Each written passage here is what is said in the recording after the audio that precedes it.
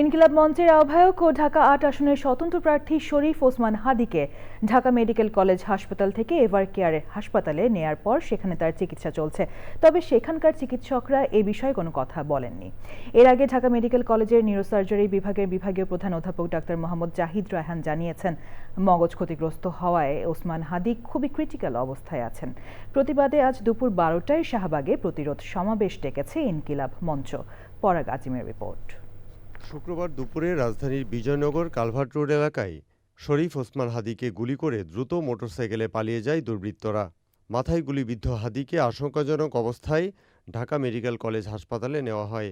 সেখানে তার একটি জরুরি অস্ত্রোপচার করেন চিকিৎসকরা।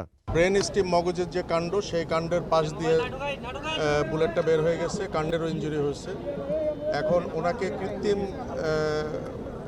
শ্বাস প্রশ্বাসের মাধ্যমে ওনাকে আমরা বাঁচিয়ে রাখছি। তবে আসার কথা যেটা, যে সাইন অফ লাইফ যেটা বলে, জীবনের চিহ্ন, এটা ওনার ভেতরে এখনো আছে। কোনো ধরনের কোনো ইন্টারভেনশন করা হবে বলে আমরা মনে করছি না আগামী ৭২ ঘন্টায়। এটা খুবই ক্রিটিক্যাল।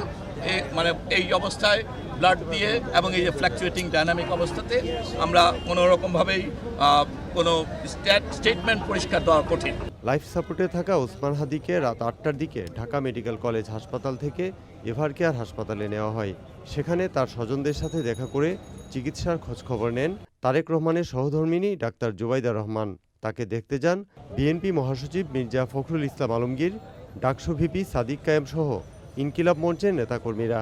তার একেবারে পালস ছিল না, আনুষঙ্গিক রক্তক্ষরণ হচ্ছিল, সেগুলো আল্লাহর রহমতে এখানকার চিকিৎসকরা সর্বাত্মক চেষ্টা করছেন এবং বন্ধ হয়েছে। কিন্তু মাথার যে ইনজুরি, আল্লাহর কাছে আমাদের সবাইকে দোয়া করতে হবে আমার ভাইয়ের জন্যে।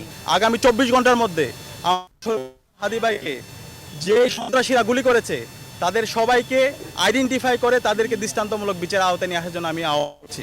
যেই পতিত স্বৈরাচারের বিরুদ্ধে সবচেয়ে বলিষ্ঠ কণ্ঠস্বর ছিল ওসমান হাদি, সেই ওসমান হাদিকে যদি মেরে ফেলা যায় তাহলে হয়তো তারা মনে করতে পারে যে তারা আবার বাংলাদেশে ফিরে আসতে পারবে। দুপুর ১২টায় শাহবাগে ইনকিলাব মঞ্চের গণপ্রতিরোধ সমাবেশ। ওসমান হাদির সুস্থতা কামনায় দেশবাসীর দোয়া চেয়েছে ইনকিলাব মঞ্চ। পরাগ আজিম, চ্যানেল আই, ঢাকা।